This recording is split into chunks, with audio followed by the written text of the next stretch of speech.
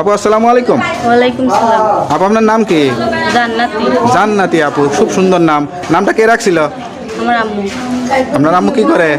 কিছু করে না, বর্তমানে এখন বাসায় থাকে। বাসায় থাকে। আপনি কি করেন? আমি বাসা বাড়িতে সেলাই মেশিনের কাজ করি। বিয়ে শাদী করছেন? হ্যাঁ, বিয়ে করছি। বিয়েও করছিলেন? তাহলে কি সমস্যা? তো বিয়ে যেহেতু স্বামী থাকে আর সমস্যা হওয়ার কথা না। সমস্যা কি যে যার উপরে মাথার ছায়া না থাকে তার যে কি কষ্ট হয় সে একমাত্র সেই জানে। কেন, স্বামী কি হয়েছে? সে আমি মনে করো যে এখন যুগটা কিরকম পরকীয়ায় ভরে গেছে, ঠিক আছে। এখন মনে করেন যে সে 2 বছর আগে একটা মেয়েকে বিয়ে করে চলে গেছে। 2 বছর ধরে আমার খোঁজ খবর নেয় না, আমার দেখাশোনা করে না।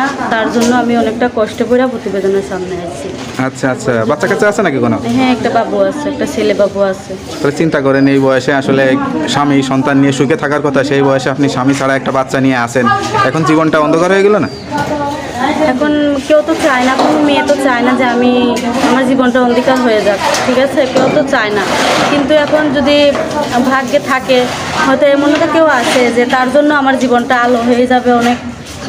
এমনও আচ্ছা। কেউ, এর কারণেই প্রতিবেদনের সামনে আইছি যে হয়তো কেউ অন্ধকারে আমাকে ফালাই দিয়ে গেছে, কেউ হয়তো এমনও এসে তো- আলোকিত করবে নাকি? এমনও তো কেউ আছে যে আমার মতো একটা অসহায় মেয়েকে তার বুকে টেনে নিবে। আচ্ছা, অনেকটা একবার তো বিয়ে করে দেখলেন জীবনটা আসলে কিরকম। বিবাহিত, আপনার এই বয়সে ধরেন বিবাহিত জীবনও দেখছেন, অবিবাহিত জীবনই দেখছেন, কোন জীবনটা ভালো লাগে বেশি? বিবাহিত জীবনটাই ভালো। ভালো ছিল স্বামীর সাথে? আর কি, স্বামীর সাথে ভালো ছিল না, কিন্তু বিবাহিত জীবনটা কি, যার স্বামী ভালো আমি মনে করি তার জীবনটা অনেক সুখে। কারণ যার স্বামী ভালো তার জীবনটা অনেক সুখে। তো যাই হোক, কেউ যদি যোগাযোগ করতে চায় মোবাইল নাম্বারটা দেওয়া যাবে? হ্যাঁ, দেওয়া যাবে। যে বিয়ে শাদী করতে চাইলে তো যোগাযোগ ছাড়া তো আর কোনো উপায় নেই। নাম্বার মুখস্থ আছে? না, নাম্বার মুখস্থ নাই। তা আমার কাছে দেন, আমি দেখে বলে দিচ্ছি।